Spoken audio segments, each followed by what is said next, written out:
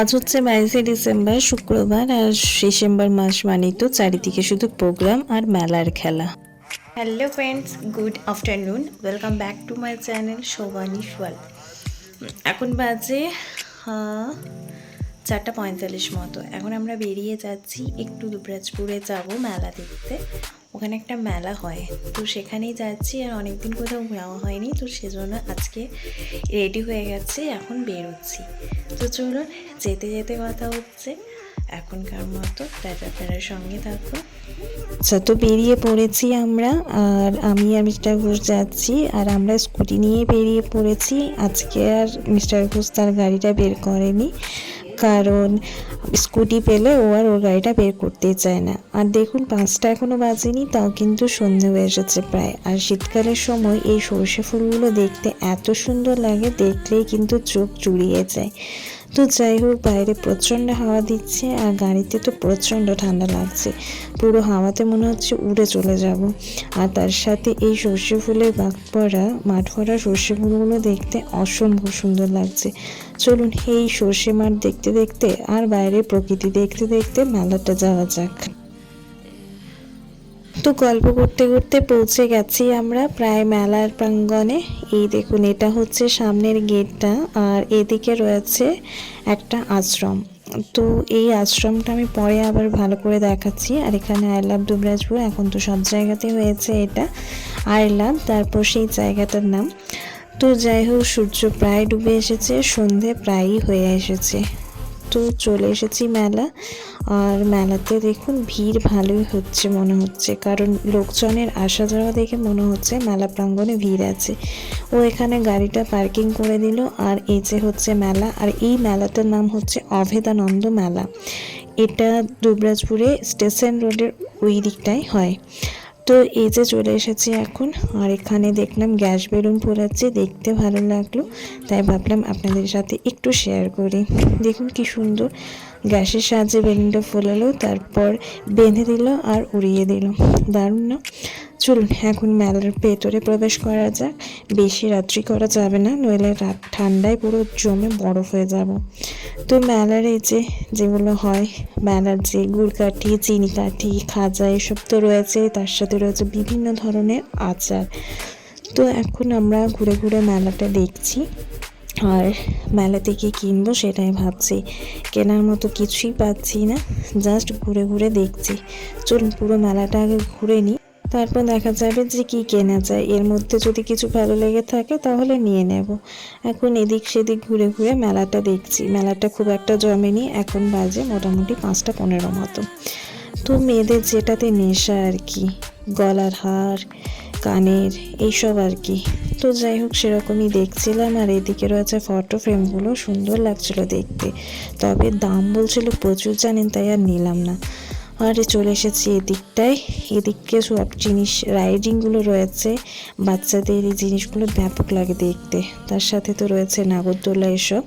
আর এখানে রয়েছে একটা চাবি রিংয়ের দোকান। ছোটোবেলায় যখন আমরা মেলা যেতাম, তখন এই নাম লেখা চাবি রিং কিনে স্কুলে নিয়ে যেতাম সাইকেলে চাবি রিংটা লাগিয়ে, আর বন্ধুদেরকে দেখাতাম যে আমি এই মেলা গিয়ে আমার নাম দেখা দেখ চাবি রিং এনেছি। কি ভালো লাগতো সেগুলো, বন্ধুরাও এনে দেখাতো, সেগুলোও ভালো লাগতো। আমরাও হয়তো নিয়ে গিয়ে দেখিয়েছি, সেটাও ভালো লাগতো। স্কুল জীবনের কথা মনে পড়লে আজও ভালো লাগে, আর সেদিনগুলো মনে পড়লে মনে হয় সেদিনগুলোই হয়তো ভালো ছিল। যাই হোক, একটা ইয়াররিংয়ের দোকানে ঢুকে প্রথম একটা ইয়াররিং পছন্দ হয়েছিল, তো মিস্টার ঘোষের পছন্দ হলো না, তাই আর নিলাম না। আমি প্রথমে একবার দেখলাম কেমন লাগছে, তো ওর যেহেতু পছন্দ হলো না, তাই আর নিলাম না। যাই হোক, জিনিস আর পছন্দ হলো না তেমন কিছুই। এখন চলে এসেছি ফুড স্টলগুলোর দিকে। এদিকে দেখা যায় কী কী খাবারের দোকান রয়েছে, এখানে কিছু খেয়ে নেব, তারপর বাড়ি ফিরে যাব। আচ্ছা, তো ঘুরতে ঘুরতে দেখি একটা মথুরা কেকের দোকান রয়েছে। এই মথুরা কেক ছোটবেলায় প্রচুর খেতাম, বেশ ভালো লাগতো, কিন্তু চিনির গুঁড়ো মাখিয়ে দিত কেকের মধ্যে, আর এত সুন্দর টেস্টি লাগতো। ছোটবেলায় এগুলোই ছিল ভালোবাসা। তো যাই হোক, ছোটোবেলার স্মৃতিচারণের জন্য ভাবলাম একটা করে প্রথমে মথুরা কেকই খাওয়া যায়। তো এই যে কেকগুলো ভাজাই ছিল, জাস্ট চিনি ডাস্টে মিশিয়ে নিয়ে দিয়ে দিল একটা একটা করে। এগুলো 10 টাকা করে পিস ছিল, আর কেকগুলো খেতে মোটামুটি ছিল, খুব একটা টেস্টি ছিল না। ভেবেছিলাম বাড়ি সবার জন্য নিয়ে আসবো, তবে টেস্টি ছিল না বলে আর নিলাম না।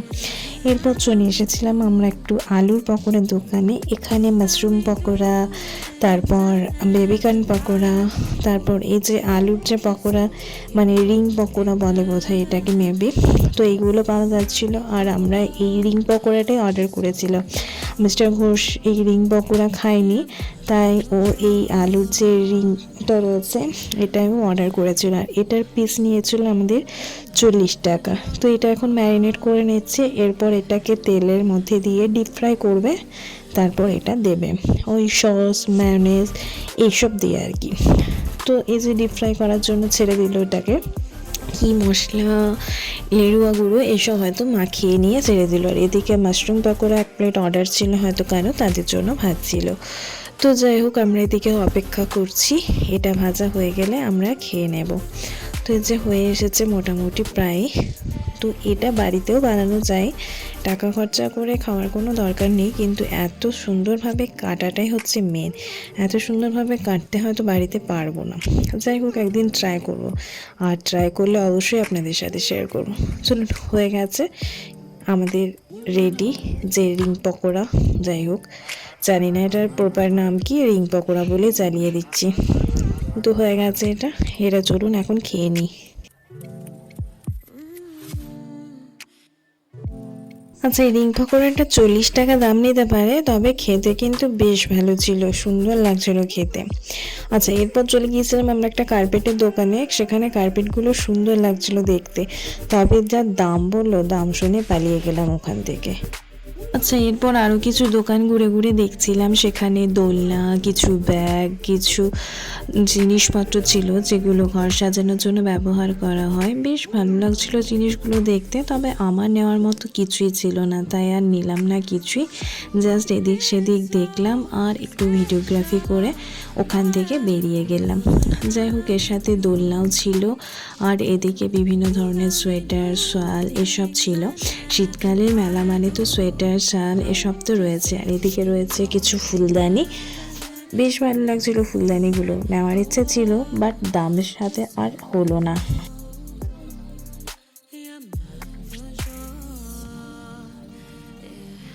আচ্ছা, তো বেরিয়ে গেলাম আমরা মেলার থেকে। মেলা ঘোরা কমপ্লিট, খাবার খাওয়াও কমপ্লিট। এখন বেরিয়ে যাচ্ছি। এখন মেলাটা জমেছে, এখন বাজে 6টা কি 6:30 মতো হবে হয়তো।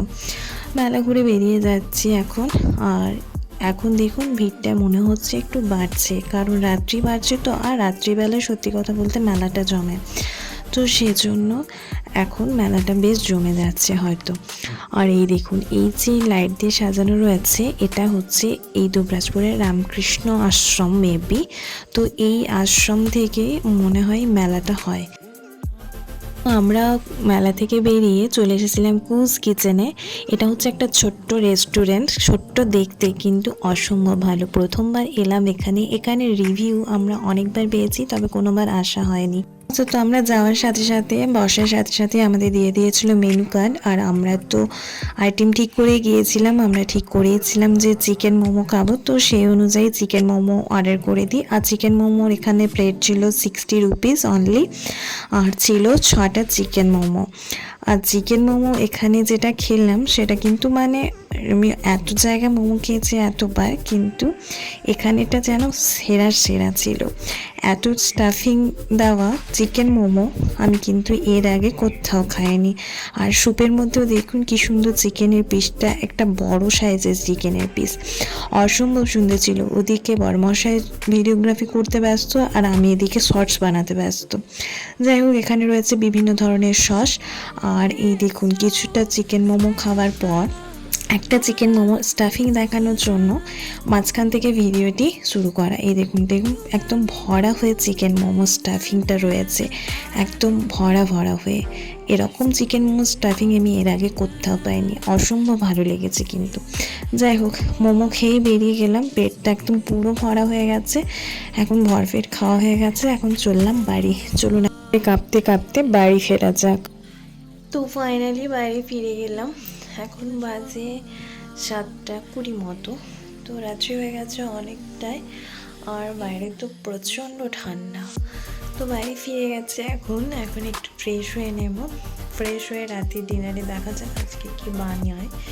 তো সেটার জন্যই একটু রান্নাঘরে যেতে হবে রাত্রে কিছু ডিনার বানানোর জন্য। তবে আমার সেভাবে আর খিদে নেই, জাস্ট একটা রুটি খেয়ে নেব ব্যাস।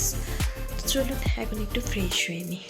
আচ্ছা, তো ফ্রেশ হয়ে চলে এসেছি রান্নাঘরে। আজকে সিম্পলভাবে একটু আলু আর মুসুরি দিয়ে একটু ডাল বানিয়ে দেবো। আলু মুসুরি মানে একটু সবজি টাইপের, ভালোই লাগে খেতে রুটির সাথে আলু মুসুরি।